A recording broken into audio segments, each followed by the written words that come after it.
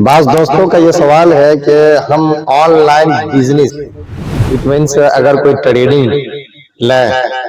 تو اس سلسلے میں آپ شریعہ یا حلال ٹریڈنگ کے بارے میں کچھ تھم رولز بتا دیں جن کا ہر حال میں ہمیں خیال رکھنا ہے۔ تو اس سلسلے میں 2-3 باتیں آپ کو ضرور یاد رکھنی چاہیے۔ پہلی بات تو یہ کہ جس بھی آپ مان لیجیے اسٹاک مارکیٹ میں ٹریڈ کر رہے ہیں اور جس اسٹاک کو پک کر رہے ہیں تو وہ کمپنی جو ہے کیا کام کرتی ہے اس کو دیکھیں۔ اگر حلال پروڈکٹ کر رہی ہے تو آپ اس کو لے لیں گے،